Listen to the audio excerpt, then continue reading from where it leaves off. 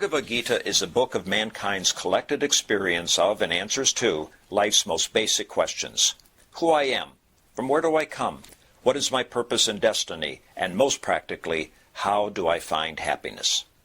These podcasts originate in the lectures of Neil Bhatt, a disciple of Swami Chinmayananda. They are presented here in 20 to 30-minute segments, each covering 3 of the Gita's 701 verses. Welcome to Gita Wisdom for Daily Living.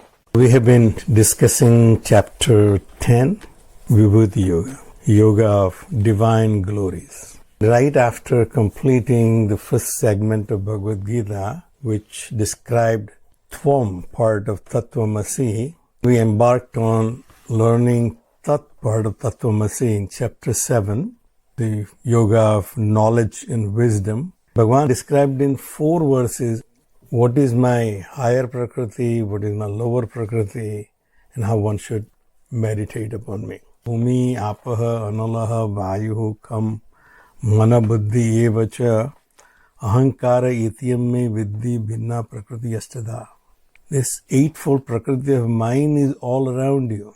You constantly complain that I have not seen Ishvara, but it's my lower Prakriti is all around you.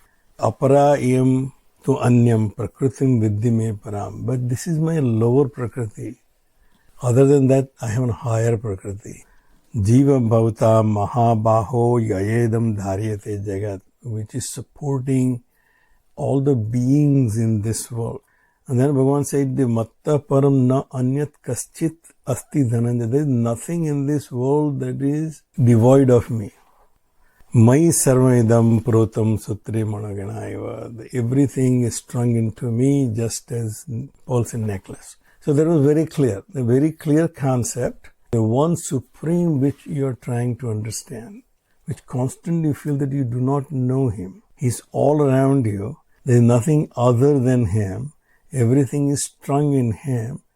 And that unmanifest principle, which you call life, you call consciousness, is making everything possible. So there was really nothing left out. However, these ideas are not very easy to digest. Therefore, we had 2 more chapters we have learned after that. So in chapter 8, we have learned about the higher nature of the Ishvara. And then we also learned the royal secret, Raja Vidya, Raja Guha Yoga. What is the secret? Myself, even though it is with me, I fail to recognize it. And now, coming to this chapter, where Bhagavan is enumerating his manifestations in Prakriti, which we have said, the whole Prakriti is made of my lower nature. Everything you see in this Prakriti, including the 5 great elements, mind, intellect, and ego, that is nothing but me. But Bhagavan is taking us through Arjuna from the standpoint which we have right now to change that standpoint, that view of the world, our paradigm about who we are and how the world works. So first we have heard from Bhagavan, we have no doubt. We are accepting it. However, we do not experience it. Therefore, we want some evidence. Arjuna said, I have heard from all these people that this is the reality. I do not have any doubt about it. But I need some evidence, something which I can focus on and recognize Ishvara's presence. So therefore, one is enumerating his manifestations which are most apparent, most obvious that this is the divine manifestation. Or this is the divine power, the power of Maya, which can manifest in this magnificent form. There is something very similar to, we have seen examples before, but a villager who has never seen electricity in his village. And I can vouch for it because growing up, I used to go to my uncle's and auntie's village, which had no electricity. And there were people who have probably never left their village. So they had no clue what electricity is all about. So if somebody comes from big city and tells that person how glorious electricity is and what it can do to change everyone's life, he obviously has no clue, but he may be smart enough to understand it. He can understand that concept just as we are talking about. We are trying to understand quantum mechanics. Not that we understand anything, but we accept it, that it must be something like that. It's like the string theory. They admit that it is not possible to test it in laboratories right now, or at least for generations to come. But we still have to accept it because somebody has proven by mathematics that this could be possible.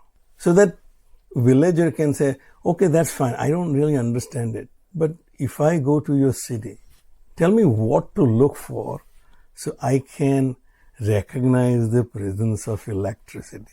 That person can say, when you go there and you see a bulb, light coming out of it, that's electricity. If you see a heater with the heat coming out of it, that's if you see air conditioning, the cold air coming out, it's electricity. So you can find the manifestation of that reality. It is not electricity which is coming out of the heat is not electricity, cold air is not electricity, light is not electricity. However, it represents the manifestation of that power. So Bhagavan is enumerating several examples where one can experience that manifestation. And manifestation is not Ishvara, but manifestation exemplifies the power of Ishvara. So in last few verses, Bhagavan is taking us through various Vedic and Puranic examples. So we are taking a time travel through Puranic age. Swamiji points out that in this 22 verses, starting from 21 onwards, there were more than 70 examples. 70 items are indicated, basically representing the world Arjuna lived in and the belief system Arjuna had. From his belief system, he points out that all these glorious things, you can meditate upon that as the manifestation of Ishvara and the presence of Ishvara. Puro dasam cha mukhyam mam vidhi partha Brihaspati. Among the spiritual teachers and priests, know me as Brihaspati. Brihaspati was the Devas' priest, also priest to Indra, the king of all Devas. So he is best among all the priests and spiritual teachers. When you see any teacher, know that it is the expression of me. Bhagavan said that teaching power manifesting through the teacher comes from my presence. It is my presence which gives him that eloquence and that power to express knowledge. Puro dasam cha mukhyam mam vidhi partha Brihaspatim. Among the priests, I am the chief Brihaspati. Brihaspati was son of Angiras Rishi and he is considered one of the greatest. His counterpart on the Danava side was Shukracharya. So Deva's priest was Brihaspati, Danava's was Shukracharya. When Bhagavan took Vaman Avatar, went to Bali Raja and he asked for 3 steps worth of land, Shukracharya said, don't grant him this because you do not know who this person is. So he went into the Kamandalam where Bali Raja was supposed to make that sankalpa by sprinkling the water. So Bali Raja took the darbha and put it in that kamandalam to get that water. The darbha went to Shukracharya's eye. So Shukracharya became one-eyed guru. Therefore, somebody has one eye, so he's a Shukracharya, rather than saying he's one-eyed. So basically, there were teachers on both sides. So Brihaspati is considered the greatest among all priests. There you can see the power, but all priests, all teachers are my expressions. Senanim aham skandaha. Among the great generals, I am Skanda. So Skanda is Shiva's son, Kartikeya. So he is the greatest general and his weapon was spear. So he was using spear to fight his battles. He says, among the generals, I am Skanda. Sarasam asmi sagaraha. This is a very obvious example. It does not need much explanation. Among water bodies, I am ocean. Obviously, ocean is the source of all water bodies on this planet. Water comes from ocean in one form or another. So, among all the water bodies, I'm ocean. Bhagavan said, when you say teacher, a military person defending your country, water source of any kind, you should remember this is all possible because of me. This is happening because of my presence. Maharsinam Bhruguhu Aham. Among Maharishis, among the great rishis, here referring to Sapta rishis, I am Bhrigu. Out of the 7 great rishis, who Brahma willed to come into existence from his mind. I'm Bhrigu. So Bhrigu is the best amongst Saptarishis because of my presence. That does not mean the 6 other rishis are not, but the Bhrigu, you can see my glory clearly. Giram asmi ekam aksharam. Among words, among sounds, and one syllable Om. As we had discussed many times before, Om is the primordial sound. It's made up of 3 primordial sounds, A, O and Ma. Any sound is generated from the combination, permutation of these 3 sounds. So our ancestors created a sound symbol combining these 3 into one, Om, the one syllable Om. All other words have more syllables than one, but those words indicate something. We know that when somebody says elephant, so you create the picture of elephant in your head. The Om sound symbol, when understood correctly, when you chant Om, the entire glory of Ishvara is in front of your eyes, in front of your mind. Then you remember the glory of that Ishvara who has created this entire Jagat from its creation to its sustenance to its destruction. Once you understand that every time you chant Om, that picture should come in front of your eyes, in front of your mind, that the entire creation possible because of Ishvara. Yagnanam Japa Yagno Asmi. Among all the rituals, among all the yagnas, to liberate you from your limitations. Everything we do is to liberate ourselves from whatever the limitation we have. If I'm poor, I want to earn money. If I don't have money, I work hard and make money. If I feel I'm ignorant, I need to learn things. So everything I'm doing is yagna, to gain something which I do not have. There are various means of getting things which I do not have, which are all described in Vedas as various rituals. Those rituals will yield results as they were described if they are performed appropriately. But one said, among all these rituals, I am Japa. Japa is to repeat an idea, a thought in your mind. Japa is to chant the mantra. In our outward Japa practice, what we basically do is chant mantra, repetition of the word. However, the repetition is nothing but focusing mind on that word. You can make that japa as short as possible, so you can go to just Om, Om, Om, the Om japa. But this is nothing but a technique of focusing your mind on your goal. Whatever the goal which I have chosen to acquire in this world, a knowledge or a thing, to get over my limitation, liberate myself, that's obviously the thought.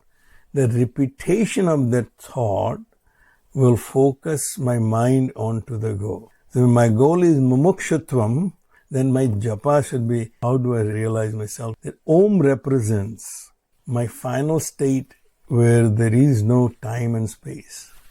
So Bhagavan said, Yagnanam Japa Yagno Asmi. All yagnas are to focus your mind onto your goal, but Japa Yagna is the most effective method. Because mind is nothing but flow of thoughts. Those thoughts are right now scattered all around various objects. Now you have to focus them onto your goal so that you can achieve your goal. So therefore Japa Yagna is the king of all yagnas. Sthavaranam Himalaya.